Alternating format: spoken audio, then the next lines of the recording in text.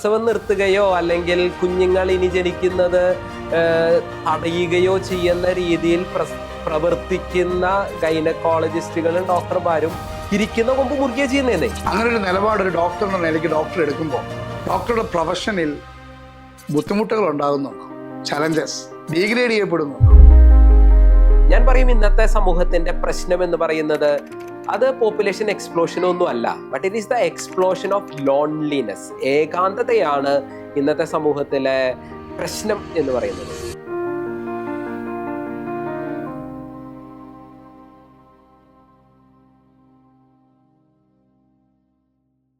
പക്ഷെ അതിലെ ഒരു ഫിലോസഫിക്കൽ പാരഡോക്സ് എന്ന് വിശേഷിപ്പിക്കാൻ സാധിക്കുമെന്ന് എനിക്കറിയില്ല. 70 വയസ്സ് കഴിഞ്ഞ ഒരാൾ ജീവിക്കാനുള്ള ആഗ്രഹം കൊണ്ട് കിഡ്നി മാറ്റി വെക്കുന്നു. അതെ. 92 വയസ്സുള്ള അപ്പാപ്പന് ജീവിക്കാനുള്ള ആഗ്രഹം കൊണ്ട് മാസങ്ങളോളം വെന്റിലേറ്ററിൽ കിടന്ന സംഭവങ്ങൾ എനിക്കറിയാം. അപ്പോൾ ജനിക്കാനുള്ള അവകാശം പോലും സില്ലി റീസൺസ് പറഞ്ഞിട്ടൊരു കുഞ്ഞിനെ നിഷേധിച്ചിട്ട് പിന്നെ മനസാക്ഷി മാനവികത എന്നൊക്കെ പറയുമ്പോൾ അതൊക്കെ ഒരു തമാശയായിട്ട് മാറുകയാണോ? മനുഷ്യൻ്റെ ചിന്താശേഷി ലിമിറ്റ് ചെയ്യുന്നതാണ്. ഇപ്പോൾ ഇൻഷുറൻസ് ഉള്ള ഇനിയൊരു വീണ്ടും ഡോക്ടറോട് ചോദിക്കുകയാണ്. ഡോക്ടറുടെ മനുഷ്യ സ്നേഹം അല്ലെ ഡോക്ടറുടെ കമ്മിറ്റ്മെൻറ്റ് ഒക്കെ ഉള്ളത് കൊണ്ടാണ് എൻ്റെ ഉള്ളിലൊരു സാധാരണക്കാരൻ നാട്ടുമ്പുറത്തുകാരൻ ഉണർന്ന് സംസാരിക്കാൻ താല്പര്യപ്പെടുകയാണ്. പലപ്പോഴും വെന്റിലേറ്ററിൽ ഇങ്ങനെ പറഞ്ഞു കേട്ടിട്ടുണ്ട്, എനിക്ക് കൃത്യമായിട്ടൊന്നും അറിയില്ല. 10-85 വയസ്സുള്ള ആൾക്കാരെ മാസങ്ങളോളം വെന്റിലേറ്ററിൽ ഇടുക, അതിൻ്റെ ലക്ഷക്കണക്കിന് രൂപ അവരൊന്ന് മേടിക്കാൻ, ഒരു സുപ്രഭാതത്തിൽ മരിച്ചു എന്ന് പറയുക. ഇങ്ങനെയൊക്കെയുള്ള കാര്യങ്ങൾ നമ്മുടെ നാട്ടിൽ നടക്കുന്നു എന്നതുകൊണ്ടാണല്ലോ നമ്മളൊക്കെ ഇത് അറിയുന്നത്. അതിനൊക്കെ വേണ്ടി ഇൻഫ്രാസ്ട്രക്ചറും അതിനൊക്കെ വേണ്ടി എല്ലാ തരത്തിലുമുള്ള ടെക്നിക്കാലിറ്റീസും ഉപയോഗിക്കുമ്പോൾ ഈ കുഞ്ഞിന് ജനിക്കാനൊരു അവസരം കൊടുത്ത് ഇതേ ടെക്നിക്കാലിറ്റീസും ഇതേ റിസോഴ്സസും ഉപയോഗിച്ച് അതിനെ ജീവിക്കാൻ വിടുകയാണെങ്കിൽ അതാണല്ലോ കുറച്ച് നല്ലത്. ഡോക്ടർ അതിനോട് യോജിക്കുന്നു എന്ന് സംസാരത്തിലൂടെ ഞാൻ മനസ്സിലാക്കുകയാണ്. അങ്ങനെ ഒരു നിലപാട് ഒരു ഡോക്ടർ എന്ന നിലയ്ക്ക് ഡോക്ടർ എടുക്കുമ്പോൾ ഡോക്ടറുടെ പ്രൊഫഷനിൽ ബുദ്ധിമുട്ടുകൾ ഉണ്ടാകുന്നുണ്ടോ? Challenges degrade ചെയ്യപ്പെടുന്നുണ്ടോ? ഒരു പഴഞ്ചനായിട്ടോ അല്ലെ ഒരു ഓർത്തഡോക്സിക്കൽ കൂടുതൽ കുഞ്ഞുങ്ങളെ സ്വീകരിക്കാനായിട്ട് ഞാൻ പ്രോത്സാഹിപ്പിക്കുന്നതിൻ്റെ പേരിൽ പലരും വിചാരിക്കുന്നത് പോലെ എൻ്റെ പ്രൊഫഷനിൽ വലിയ പ്രശ്നങ്ങളൊന്നുമില്ല. കാരണം എൻ്റെ അടുത്ത് 2ാമത്തെയോ 3ാമത്തെയോ പ്രസവത്തിന് വരുന്ന ഒരു പേഷ്യൻ്റ് അടുത്ത പ്രസവത്തിന് വീണ്ടും എൻ്റെ അടുത്ത് തന്നെ വരും.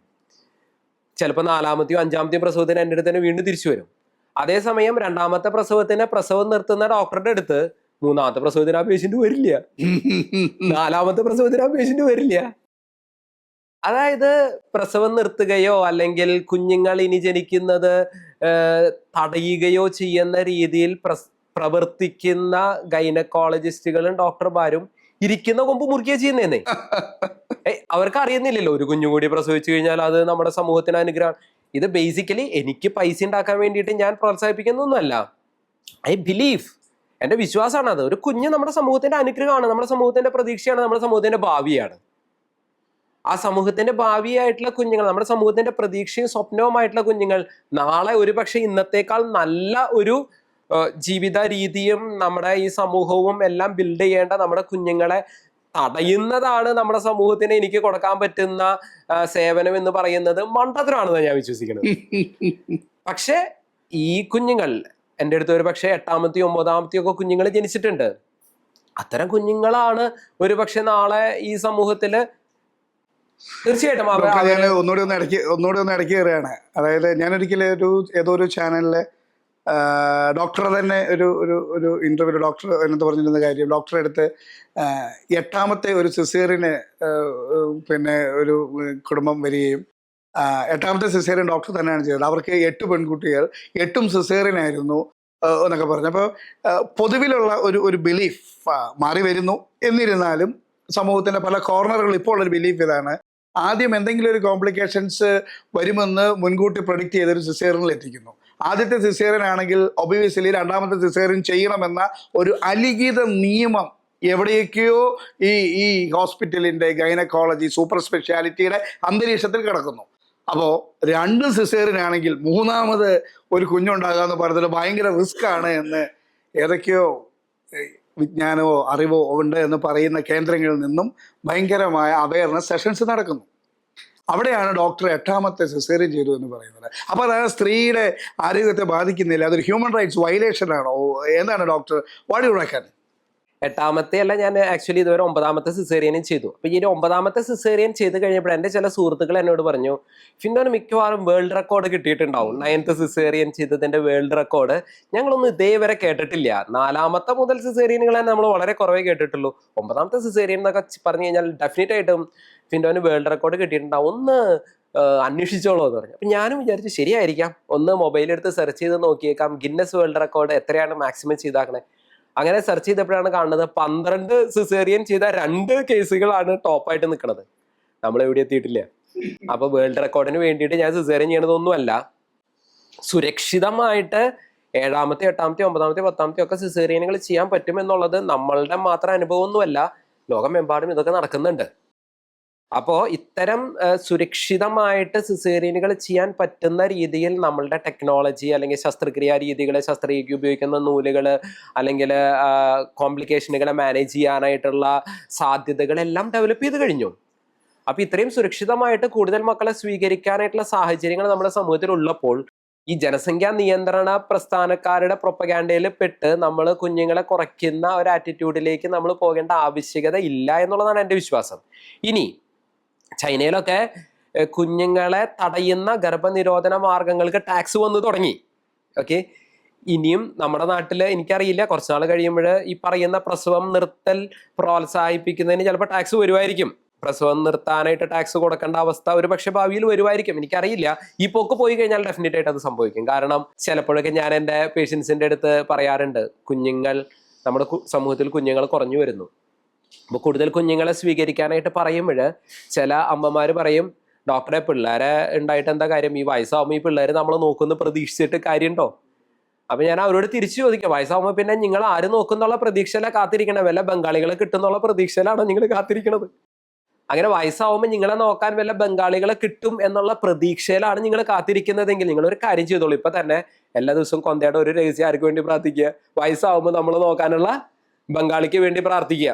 അങ്ങനെ വയസ്സാവുമ്പോൾ നമ്മളെ നോക്കാൻ ബംഗാളിനെ പ്രതീക്ഷിച്ചിരിക്കണേക്കാൾ നല്ലത് നമ്മുടെ കുടുംബത്തിൽ ജനിക്കുന്ന നമ്മുടെ മക്കള് അവർക്ക് വയസ്സാവുമ്പോൾ നമ്മളെ നോക്കാൻ മനസ്സ് തോന്നിക്കണേന്ന് പ്രാർത്ഥിക്കണതല്ലേ? തീർച്ചയായിട്ടും. അപ്പോൾ അതാണ് നമ്മൾ ചെയ്യേണ്ടത്. നമ്മുടെ കുടുംബങ്ങളിലേക്ക് കൂടുതൽ മക്കളെ സ്വീകരിക്കുകയും അവരെ ദൈവവിശ്വാസമുള്ളവരും മനുഷ്യ നന്മയിൽ വിശ്വസിക്കുന്നവരും മനുഷ്യരെ ആവശ്യങ്ങളിൽ സേവനം ചെയ്യുന്നവരായിട്ട് നമ്മൾ അവരെ വളർത്തിക്കഴിഞ്ഞാൽ, അപ്പോൾ നമ്മൾ അവരെ വാല്യൂസ് ഉള്ളവരായിട്ട് വളർത്തിക്കഴിഞ്ഞാൽ അവർ തീർച്ചയായിട്ടും അവരുടെ മാതാപിതാക്കളെ കെയർ ചെയ്യും. മാതാപിതാക്കളെ മാത്രമല്ല, നമ്മുടെ സമൂഹത്തിൽ ആവശ്യമുള്ള ആൾക്കാരെ അവർ കെയർ ചെയ്യും. ജീവനെ ബഹുമാനിക്കുന്ന ഒരു സംസ്കാരം നമ്മുടെ സമൂഹത്തിൽ ബിൽഡ് ചെയ്യാനായിട്ട് പറ്റും. അല്ലാതെ എനിക്ക് പിള്ളേരെ സ്വീകരിക്കാനൊന്നും പറ്റില്ല, വയസ്സാകുമ്പോൾ വല്ല ബംഗാളികളെ കിട്ടുമായിരിക്കും എന്ന് വിചാരിച്ചിരുന്നു കഴിഞ്ഞാൽ നോക്കിയിരുന്നോന്ന് തന്നെ എനിക്ക് പറയാനുള്ളൂ. ചിലര് കുട്ടി വേണ്ട പട്ടി മതി എന്ന് പറഞ്ഞിരിക്കുന്ന ആൾക്കാരുണ്ട്. അവസാനം പട്ടി ചത്തു പോകുമ്പോഴാണ് അവർക്ക് മനസ്സിലാവുന്നത്, അയ്യോ പട്ടി പോയി. ഈ ശരിക്കും ഈ കുട്ടി പട്ടി എന്ന് പറഞ്ഞപ്പോൾ ഓർമ്മ വന്ന ഒരു കാര്യം, സെറ്റിലായിട്ട് മതി ഈ കുട്ടി, അതുവരെ പട്ടിയെ വളർത്താമെന്ന് ചിന്തിക്കുന്ന ഒരു ഒരു ഒരു ഒരു കൺസ്യൂമേഴ്സ് എന്ന് പറയാൻ പറ്റും, ഒരു മെറ്റീരിയലിസ്റ്റിക് തോട്ട് സൈഡിൽ കൂടെ പോകുന്നുണ്ട്. അതവിടെ നിൽക്കട്ടെ, നമുക്ക് സാധാരണക്കാരൻ്റെ സംശയത്തിലേക്ക് കിടക്കാം. ഒരു ഡെലിവറിക്ക് 3 ലക്ഷം രൂപ തൊട്ട് 3000 രൂപ തൊട്ട് 3 ലക്ഷം രൂപ വരെ വാങ്ങിക്കുന്ന ഹോസ്പിറ്റൽസ് ഉണ്ട് കേരളം. ചില ആൾക്കാർക്ക് ഗവൺമെന്റ് ഹോസ്പിറ്റലിൽ പോയിട്ട്, എനിക്ക് തോന്നുന്നത് ഗവൺമെന്റ് എന്തോ സ്കീമിൽ ആദ്യത്തെ ഡെലിവറിക്ക് 2000 രൂപ എന്തോ കിട്ടും 5000 രൂപ കിട്ടുന്നു, അവിടെ ചെലവില്ല. ഇതേ പ്രോസസ് ഒരു സൂപ്പർ സ്പെഷ്യാലിറ്റി നടക്കുമ്പോൾ ഇൻഷുറൻസ് കൊടുത്തതിന് ശേഷം വീണ്ടും ഒരു 1.5 ലക്ഷം കൂടെ മുടക്കി ഒരു സ്യൂട്ടിൽ ഡെലിവറി നടക്കുന്നു. ഹസ്ബൻഡിൻ്റെ കൂടെ നിന്ന് ചിലപ്പോൾ മോട്ടിവേറ്റ് ചെയ്യാൻ പറ്റുന്നുണ്ടാവാം. Okay, that's fine, I am agree with that. അത് ഇമോഷണൽ ആയിട്ടുള്ള എല്ലാ സൗകര്യങ്ങളും ക്യാഷ് ഉണ്ടെങ്കിൽ നമ്മുടെ ഇഷ്ടത്തിന് അനുഭവിക്കാൻ കുഴപ്പമില്ല. പക്ഷേ എൻ്റെ ക്വസ്റ്റ്യൻ ഇതാണ്, പണം കൂടുന്നു എന്നതിൻ്റെ പുറത്ത് കൂടുതൽ കെയർ മെഡിക്കൽ സയൻസിന് അല്ലെങ്കിൽ ഒരു ഡോക്ടർക്ക് ഈ ഡെലിവറിയിൽ അങ്ങനെ ഒരു ഇൻപുട്ട് ഉണ്ടാക്കാൻ പറ്റുമോ? ഒരു ഔട്ട്പുട്ട് ഉണ്ടാക്കാൻ പറ്റുമോ? കൂടുതൽ പണം തന്നാൽ കൂടുതൽ ശുശ്രൂഷ, അങ്ങനെ ഒരു സാധ്യതയുണ്ടോ? അതായത് ഞാൻ പഠിച്ചത് ഒരു ഗവൺമെന്റ് മെഡിക്കൽ കോളേജിലാണ്.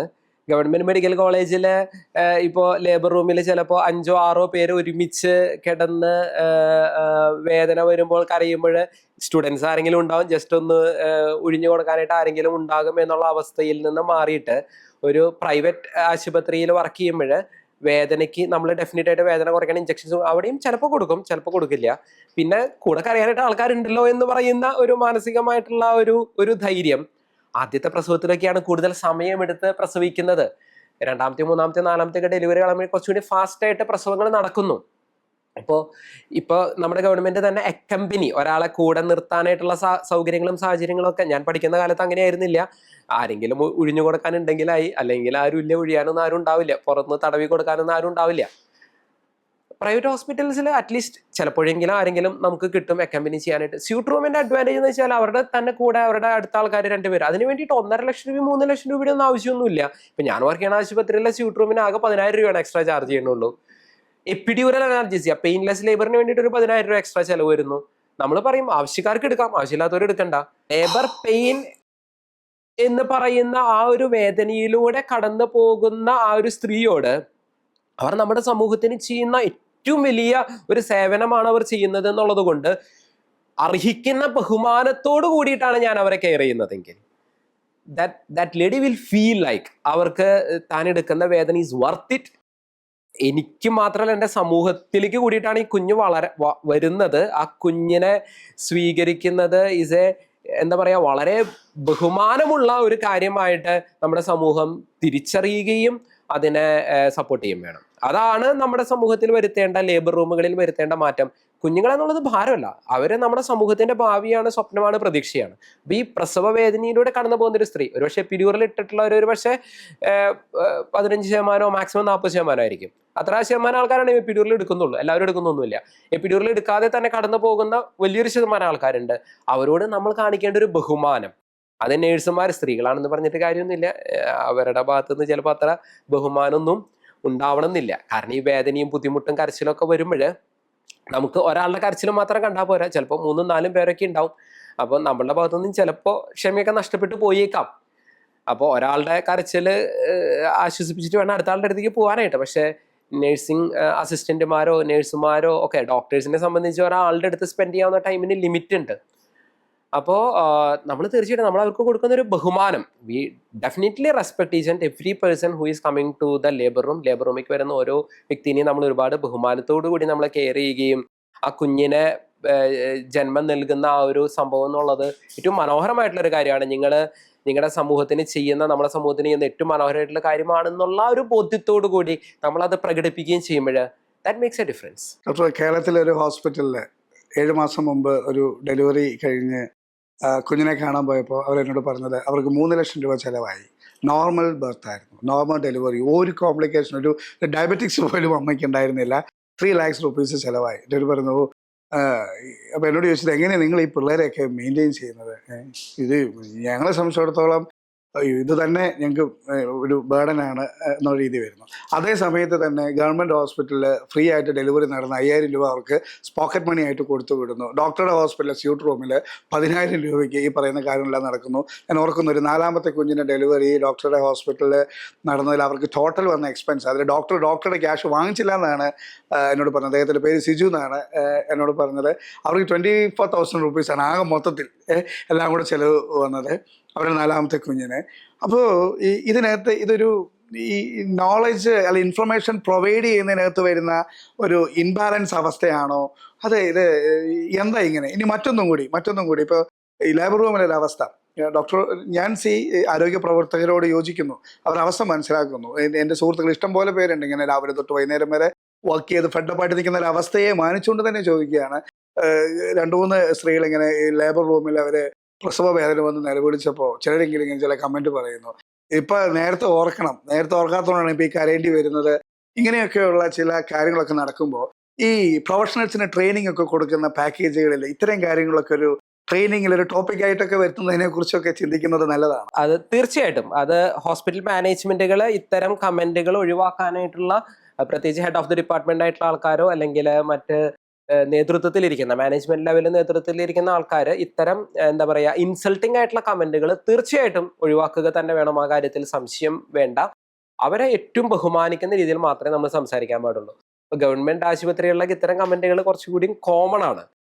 ഇതൊക്കെ അന്ന് ആലോചിക്കണമായിരുന്നു എന്ന് പറയുന്ന കമന്റ്. പക്ഷേ ഈ കുഞ്ഞാണ് നാളെ ടാക്സ് കൊടുത്ത് ഈ പറയുന്ന ഗവൺമെന്റ് ജീവനക്കാരുടെ പെൻഷനായിട്ട് മാറാൻ പോണേന്നുള്ളത് അവർ ചിന്തിക്കുന്നില്ല. അതായത് ഇന്ന് ജനിച്ചു വീഴുന്ന കുഞ്ഞുങ്ങളാണ് ഒരു 20 കൊല്ലം കഴിയുമ്പോൾ ഈ പറയുന്ന നഴ്സുമാരോ അല്ലെങ്കിൽ എത്ര കൊല്ലം ഉണ്ടാവും ഗവൺമെന്റ് സർവീസിൽ. ഇപ്പൊ എന്റെ ഫാദറും മദറും അപ്പനും മമ്മിയും ഗവൺമെന്റ് സ്കൂളിലെ ടീച്ചേഴ്സ് ആയിരുന്നു. 33 കൊല്ലത്തെ സർവീസാണ് പപ്പയ്ക്ക് ഉണ്ടായിരുന്നത് റിട്ടയർ ആവുന്ന സമയത്ത്. മമ്മിക്ക് 35 വർഷം സർവീസ്. ഇത്രയാണ് മാക്സിമം നമ്മൾ സർവ് ചെയ്യാൻ പോണത്. അത് കഴിഞ്ഞാൽ പിന്നെ പെൻഷനറാണ്. ഈ പെൻഷനർ ഇപ്പൊ എന്റെ പപ്പ പെൻഷൻ പറ്റിയിട്ട് 20 കൊല്ലായി. അപ്പൊ ഈ പെൻഷൻ കൊടുക്കണത് ആരാ? നമ്മളാണ്. അതായത് ഇന്നിപ്പം ഞാൻ ടാക്സ് പെയർ ആണ്. ഓക്കെ, അപ്പൊ നമ്മൾ കൊടുക്കുന്ന ടാക്സ് ആണ് അവരുടെ പെൻഷനായിട്ട് മാറുന്നത്.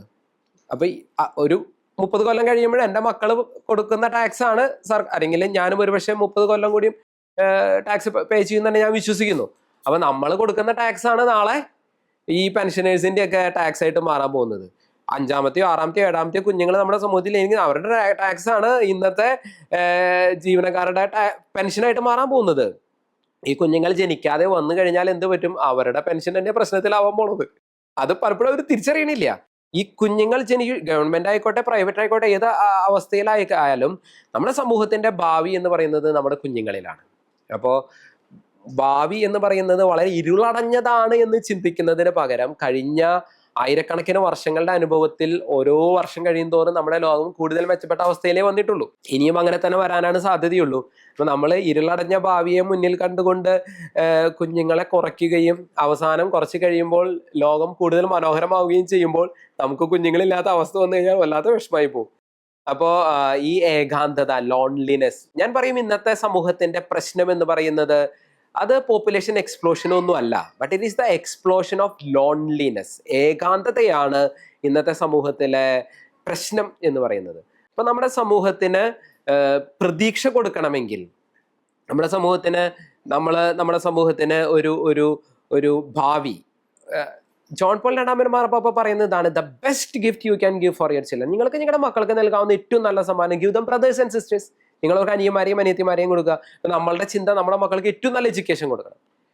അതിന് വേണ്ടിയിട്ട് നമ്മൾ ഇന്റർനാഷണൽ സ്കൂളിലൊക്കെ വിട്ട് പിള്ളേരെ പഠിപ്പിക്കുന്നുണ്ട്, നല്ല കാര്യം തന്നെ. പക്ഷെ അതിനേക്കാൾ നല്ലതാണ് give them brothers and sisters. കാരണം പ്രൈമറി എഡ്യൂക്കേഷൻ, ഏറ്റവും പ്രധാനപ്പെട്ട വിദ്യാഭ്യാസം നടക്കുന്നത് നമ്മുടെ കുടുംബങ്ങളിലാണ്. എഡ്യൂക്കേഷൻ ഇൻ വാല്യൂസ്, ഇതൊക്കെ സംഭവിക്കുന്നത് കുടുംബങ്ങളിലാണ്. ഇതിനപ്പുറത്തേക്കാണ് മോളിക്ക് പോകണുള്ളൂ. അപ്പോൾ ആ ഒരു എഡ്യൂക്കേഷൻ, സഹോദരങ്ങളുടെ സാന്നിധ്യം, because it will help them, the presence of brothers and sisters, it will help them to grow in humanity. അതവരെ മനുഷ്യത്വത്തിൽ വളരാനായിട്ട് സഹായിക്കും. മനുഷ്യജീവന്റെ മനോഹാരിത അതിന്റെ എല്ലാ അർത്ഥത്തിലും എല്ലാ കാലത്തും മനസ്സിലാക്കാനായിട്ട് അത് അവരെ സഹായിക്കും. ഇതാണ് ജോൺ പോൾ രണ്ടാമൻ പറയുന്നത്. അപ്പോൾ ഈ ഒരു കാര്യത്തോട് നമ്മൾ എന്താണ് കമ്പയർ ചെയ്യണത്? ഞാൻ കമ്പയർ ചെയ്യാനായിട്ട് ചിന്തിക്കുന്നത് ഇതാണ്, വീടുകൾ. നമ്മുടെ സമൂഹത്തിൽ നിന്ന് ഒരുപാട് നല്ല നല്ല വീടുകളുണ്ട്. ഇപ്പൊ എന്റെ വീട് പണി കഴിഞ്ഞിട്ട് 1 വർഷമായുള്ളൂ. അപ്പൊ ഞാൻ ഈ വീട് പണിയുന്ന സമയത്ത് ഞാൻ പല വീടുകളും കാണാനൊക്കെ പോയിട്ടുണ്ടായിരുന്നു. വലിയ വലിയ വീടുകൾ. അപ്പൊ എന്റെ വീട് പണിത കോൺട്രാക്ടർ എന്നോട് പറഞ്ഞു, ഞങ്ങൾ ഇതിന് മുന്നേ പണിത ഒരു വീട് 9000 സ്ക്വയർ ഫീറ്റിന്റെ വീടാണ്. ഞാൻ വിചാരിച്ചു 9000 സ്ക്വയർ ഫീറ്റിന്റെ വീടോ, ഇതെന്തിനാ മനുഷ്യന് 9000 സ്ക്വയർ ഫീറ്റിന്റെ വീടിന്റെ ആവശ്യം? അപ്പൊ ഞാൻ വിചാരിച്ചു ഒരു പക്ഷെ വലിയ ഫാമിലി ആയിരിക്കും, ചിലപ്പോൾ കൂട്ടുകുടുംബമൊക്കെ ആയിട്ട് ജീവിക്കണ വലിയ ഫാമിലി ആയിരിക്കും എന്ന് വിചാരിച്ചു. അപ്പൊ ഞാൻ ആളോട് ചോദിച്ചു, അത് എന്താണ് ആ ഫാമിലിനെ പറ്റിയിട്ട് എനിക്കൊന്ന് പറഞ്ഞു. അപ്പോൾ ആള് പറഞ്ഞു, ഇല്ല ഡോക്ടറെ, വലിയ ഫാമിലി ഒന്നല്ല, ഒരു കുട്ടി ആയുള്ളൂ. അപ്പനും അമ്മയും ആകെ ഒരു കുട്ടിയുമുള്ള ഒരു കുടുംബത്തില് 9000 സ്ക്വയർ ഫീറ്റിന്റെ വീട്. അവരുടെ വീടിനുള്ളിൽ തന്നെ സ്വിമ്മിംഗ് പൂൾ ഉണ്ട്, ഒരു നിലയിൽ സ്വിമ്മിംഗ് പൂളൊക്കെ ഉണ്ടെന്നൊക്കെ പറഞ്ഞിട്ട് ഭയങ്കര കാര്യമായിട്ട് ആ വീടിനെ പറ്റിയിട്ട് പറയാണ്. ഞാൻ ചിന്തിച്ചു, തമ്പുരാനെ, 9000 സ്ക്വയർ ഫീറ്റ് ഉള്ള വീടാണെങ്കിൽ മിക്കവാറും ഒരു റൂമിൽ നിന്ന് മറ്റേ റൂമിലേക്ക് ഫോൺ ചെയ്യേണ്ടി വരും. അപ്പൊ വലിയ വലിയ വീടുകൾ നമ്മൾ പണിയുന്നുണ്ട്, ഇഷ്ടംപോലെ വലിയ വീടുകൾ നമ്മുടെ സമൂഹത്തിൽ കാണുന്നുണ്ട്. പക്ഷെ ഈ വീടിന്റെ ഉള്ളില് ആൾക്കാരില്ല.